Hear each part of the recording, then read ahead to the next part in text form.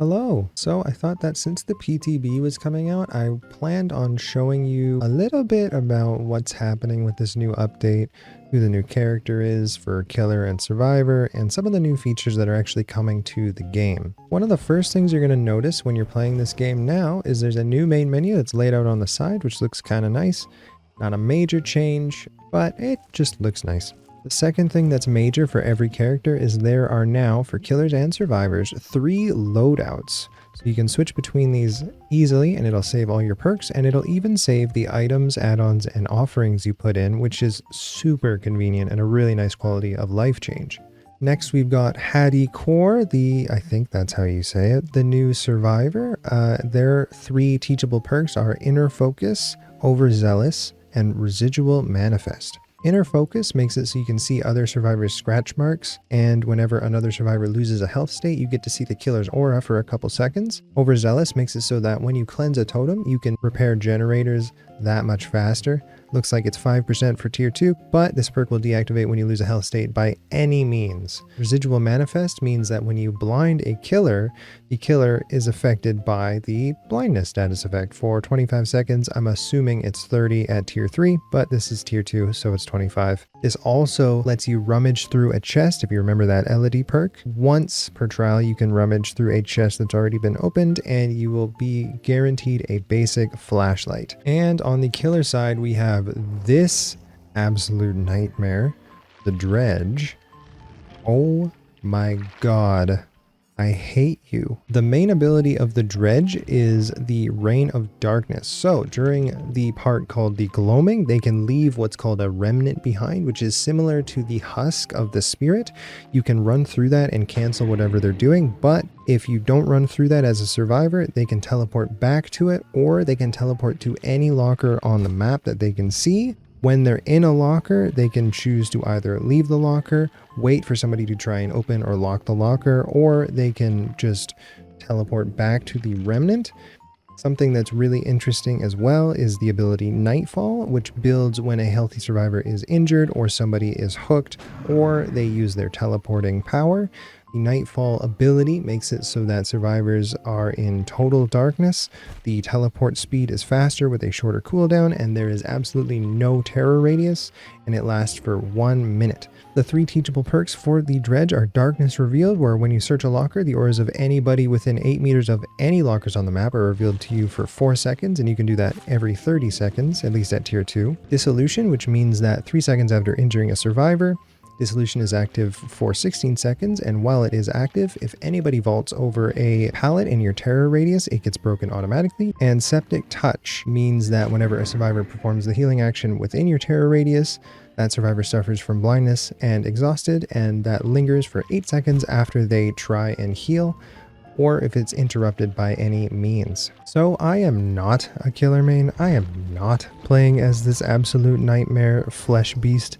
But I do want to see what they're like, and I want to test out Hattie Core, and I just wanted to take you guys along and see if it's any fun. So I thought I would hop into a game and we'll see what happens. Okay, and we got the new map too. This is the Garden of Joy. I am so excited to explore this and see what happens. Apparently, the locations in this map are based on the memories of some of the characters that you already know and love, which is super interesting to me, and I think that's such a fun concept, and I really hope that they play with it more in the future. What's up, fuckers? Oh, he floats? No. No. There's no way he just straight up floats. That's so disgusting, bruv. Hey. When he gets stunned, he like disappears. Oh, that's funky. And now if you see on these lockers here, you can actually lock them if you hold right click. Okay, so it doesn't actually take that long. But that means I can't get in them either. That's the interesting part. Okay, so a little bit of risk, a little bit of reward. I like that. This is super neat how the outside is like... Oh, I'm not sure how long it's going to take until nightfall actually occurs. I'm not sure how long it takes to load, but let's hope it's not too bad. I guess we'll find out, right? Well, speak of the devil. This isn't actually as bad as I assumed. The sound is also kind of gross. I really like it. Wow. This is a very immersive effect. One of the big things I'm really excited for in this update is honestly just all the quality of life stuff. Apparently they're changing how prestiges and progression works. They're changing the way that Moris work. A bunch of little things over the course of the next year apparently, which is super exciting. I'm glad that I can witness my own problems being addressed, because I've definitely thought about things like that before. Okay, so this is the main structure here.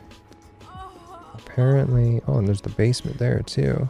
Just super interesting. It's a nice house. There's like a cool pallet. The exit gates are already powered. Hey! Wow, that was perfect timing with the sounds. I really wish that they had made the exit gate, like these power bits, a little bit more unique across maps, because I know that in the western map, the Dead Dog Saloon, I think it's called, they're all different and steampunky and they look amazing, but unfortunately they didn't do that with these for some reason. They have every opportunity to as well. But overall, really cool stuff. Really neat dude. And I'm freaking out of here. I hate him. Where is this guy?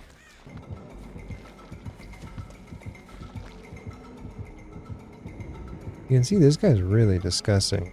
Yeah, I don't think it's shown here, but the bottom part actually does have like flesh and weird flaps and hands, which is really funky. You may have seen that during the killer showcase I had during the main menu, but I guess it doesn't happen here. And the way the arm moves and how everything is disjointed, I just hate it a lot. It's gross. You're gross. That's all.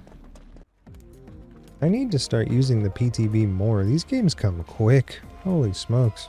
For some reason, whenever there's like an injury or someone's been down, the sound of the generator dips. I don't know if you noticed that. Oh, okay, so they're in here now. And they're mad. Which is always a good sign. It's very interesting though. Uh-oh. This is my death. Yeah, I'm not good against regular killers, so trying to learn new killers is just like not a good idea. How it feels sometimes. Oh, so he just came out of a locker. I don't know which one. Okay, good. It's the one right here. What are you doing in my swamp? Oh my god. They just grabbed someone in the locker. There he is. Wait, I tried to lock it. Oh, funky. Okay, so if you try and lock or open the locker and he's in there, then he gets you. Oh, I hate that. I thought I could lock it in front of him, but you cannot do that. Fun fact. Don't try and do this at home. The first thing I'm going to do is lock that. See, now he's in there and he's... Okay, that is not much of a delay. So this killer is like actual nightmare fuel instead of the usual kind of creepy fuel. Like, I thought the ring was kind of freaky, and I really do love the Onryo as a killer. But like, this is a whole new level. So he's in there, yeah, and then he can just leave like that. It's about the same speed as somebody rushes out of a locker as a survivor. Did I make this? No, I don't. I tried it anyway, though. Another cold wind fam. Oh yeah, we got a cool group of kids here. They really got some Junji Ito inspiration, it feels like. Uh oh.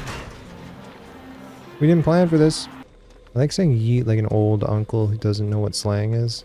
Oh, you yeeters always what? Why didn't that work?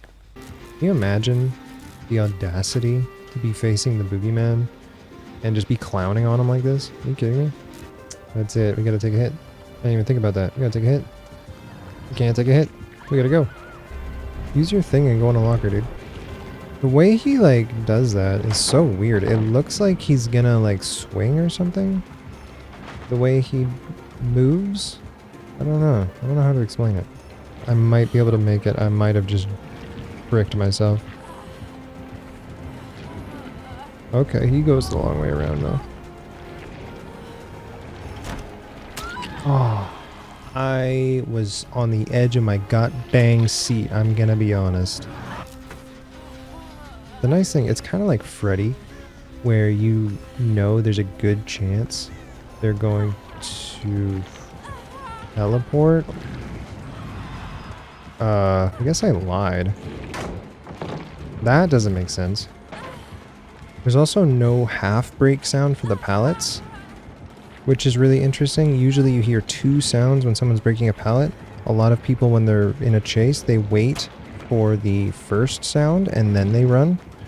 But this one is purely, you have to rely on the animation, I guess, which is really interesting. And also I'm going to die. Unless I'm sick. I'm not sick. Alright, so that was the PTB so far. I hope you enjoyed watching me die a couple times. It was really fun. There will be some really interesting new ways to play the game with the Remnant and how they can teleport during a chase like that. That was really interesting. And overall, I'm really excited to see this chapter, and especially excited to see the new quality of life changes coming into fruition in the main game. I hope you enjoyed watching this video. If you did, make sure to leave a like, comment, subscribe, you know, the usual deal. And I will see you in the next video.